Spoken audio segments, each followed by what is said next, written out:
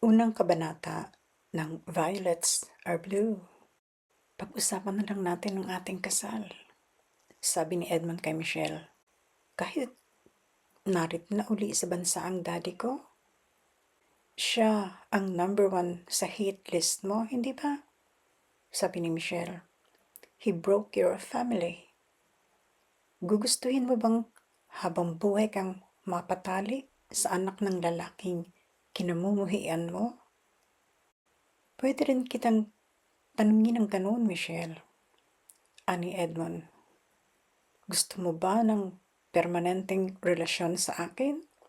Remember, my mom's also responsible for breaking up your family. Hindi naman ang mother mo ang kakasamahin ko for life. Sagot ni Michelle.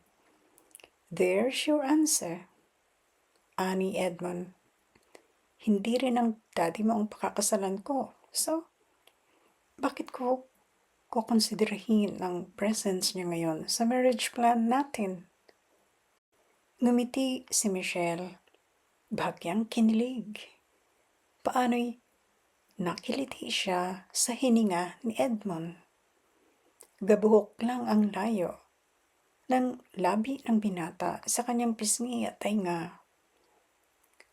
Pabulong ang tinig nito habang nagsasalita as if may ibang makakarinig sa kanyang sinasabi na malabong mangyari.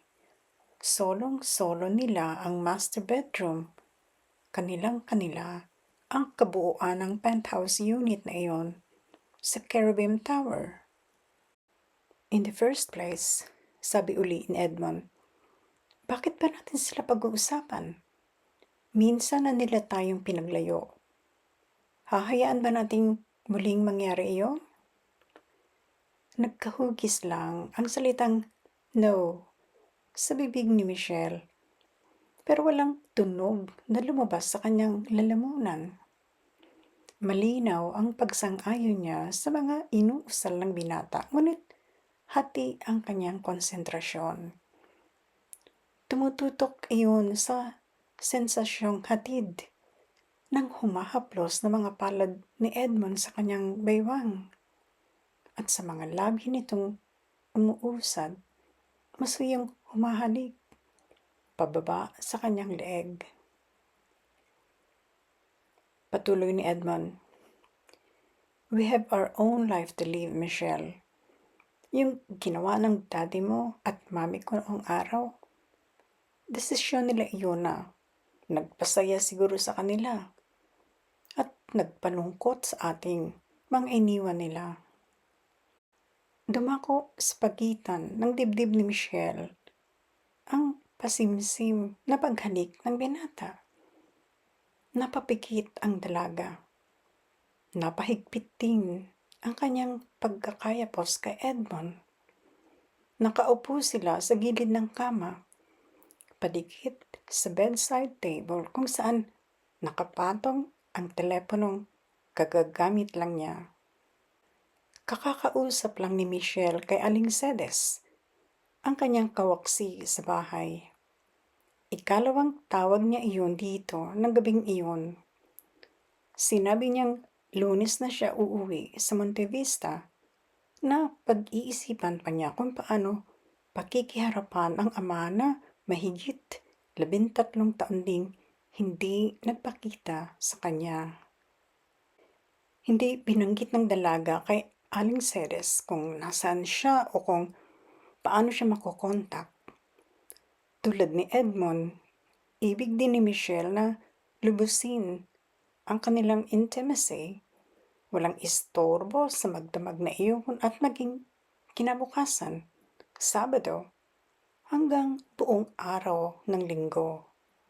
Nang ibalik ni Edmond ang paghanik sa mga labi ni Michelle, tinugon niya ang pagkauhaw nito. Ibinalik niya ang init at tamis sa pasiil nitong paghalik sa kanya. At nang unti-unti siya nitong ihiga, kusa niyang iniawang ang bibig at tinanggap doon ang binata. Sa loob-loob ng dalaga, Tama si Edmond.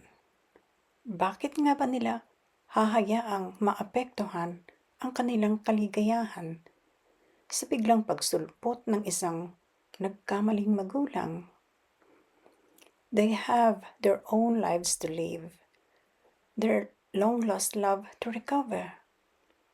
And at that moment, may sarili rin silang pangangailangan ng katawan na kailangang tugunin ng muli at muli. Kapwa sila walang ideya kung gaano katagal o kung gaano kaikli ang kahimbingan nila nang tumunog ang telepono. Sabay silang nagising, parehong siya sa pang-abalang tawag na iyon.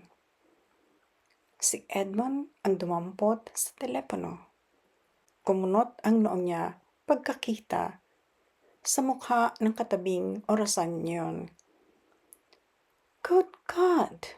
Bulalas nito. It's 2 o'clock in the morning. Iritadong hello ang ibinungad ni Edmond sa kung sinong caller na iyon. Is this Edmond Santos? Matensyon ang tinig ng lalaking nasa linya. Who wants to know? Sagot ni Edmond. Alam mo ba kung anong oras na? Naupo si Michelle. Minasdan ang sumasahol na inis sa ekspresyon ng binata. Hindi natigatig ang kausap na Edmond sa telepono. Sabi niyon, "Nariyan ba si Michelle? May I speak to her? Emergency lang." Naglubag ang pagkainis ni Edmond. Tiningnan ito si Michelle nang may lakip na matinding pag-aalala ang mga mata. Anong emergency? Tanong ni Edmond sa nasa linya. And who's this? Sabi ng kausap sa telepono. Kung nariyan si Michelle, please lang. Siya ang gusto kong kausapin. Pakisabing si Gilbert ito at tungkol sa father niya ang emergency. Tinakpan ni Edmond ang mouthpiece ng telepono. Anito sa dalaga. Si Gilbert daw siya at may emergency sa daddy mo. Bantulot na kinuha ni Michelle ang telepono kay Edmond. Yes, Gilbert? Anong emergency yon? Aniya rito. At paano mo ko natuntun dito sa oras na ito? In a roundabout way, Michelle, sagot ni Gilbert. Pero hindi yun mahalaga sa nangyari sa daddy mo kaninang bago maghating gabi. Anong nangyari sa daddy ko? Matabang na tanong ni Michelle. He's dead. Hindi nagpatumpik-tumpik si Gilbert sa kanyang sagot. Namutla si Michelle pagkarinig niyon. Napamulagat. Natulala ng ilang sandali. Ilang sandali iyong napakahaba para kay Edmond. He was as distressed as Michelle, kahit hindi alam ng binata kung ano ang sinabi sa dalaga ng kausap sa telepono. Hello, Michelle? Tanong ni Gilbert. Are you all right? Hello? Kumurap muna si Michelle at lumunok bago muling nagsalita. Aniya sa kausap. Hindi ka nagbibiro lang, Gilbert? Patay ang daddy ko? Napatiimbagang si Edmond sa narinig. For Pete's sake, bulalas ni Gilbert. Magbibiro ba ako ng ganito kasaklap na biro, Michelle? Paano nangyari yun? Usisa ni Michelle. He was murdered, sagot ni Gilbert. Binaril siya, in cold blood, sa loob ng bahay ninyo sa Monte Vista.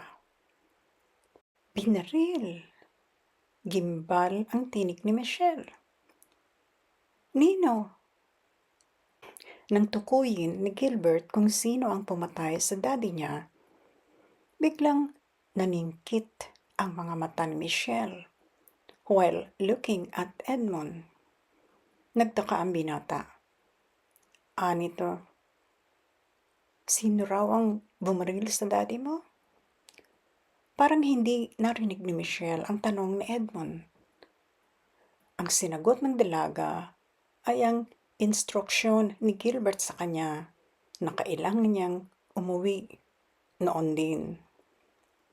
I'm on my way, sabi ni Michelle sa matigas na tinig. Pagkababa niya sa telepono, niyapos siya ni Edmond. Anita, I'm sorry about what happened, Michelle. Pero hindi mo sinagot ang tanong ko kung sino ang gumawa niyan sa daddy mo. Tinabig ni Michelle ang nakayapos sa kanyang si Edmond. Nagkitla at lalong nagtaka si Edmond. Isa-isang dinampot ng dalaga ang kanyang mga saplot. Mabilis siyang nagbihis, taimbagang. Naglalaro ang kung ano-anong madidilim na ideya sa kanyang isip. What's going on? Bakit ayaw mo akong sagutin? Sabi ni Edmond.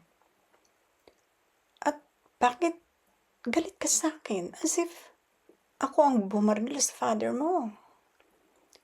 Tiningnan ni Michelle na matalim si Edmond. Saka sinabing, malay ko, baka nga ikaw. Come on, Michelle, be reasonable. Kanina pa tayo magkasama, sagot ni Edmond. Hindi umimik si Michelle. Humarap siya sa salamin para magsuklay. Hindi siya nag-abalang pahiran ang kahit konting papula ang kanyang mga labi. And she was very pale. Nanlalamig siya mula ulo hanggang talampakan, sanhi ng hindi mailarawang pagkagimbal. Akmang lalabas na siya sa silid ng sunggaban siya ni Edmond sa braso. Hintayin mo ko, Michelle. I'm coming with you. Ipagmamaneho kita. Anito sa kanya. Muli, tinabig ni Michelle ang nakahawak na kamay ni Edmond sa kanya. Kaya kong ipagmaneho ang sarili ko, sagot ng dalaga. Pero magbihis ka rin. Nakahinga si Edmond. Akala'y walang balak si Michelle na alalayan niya ito sa matrahedyang sitwasyong iyon. Mali ang binata. Patuloy ni Michelle. Magbihis ka rin para makadiretso ka sa police station. Anong gagawin ko ron? Takang tanong ni Edmond. Nadala na raw doon ang mga pulis ang bumaril sa daddy ko, sagot ni Michelle. So, sabi naman ni Edmond. Bumadha ang ngit-ngit sa mukha ni Michelle.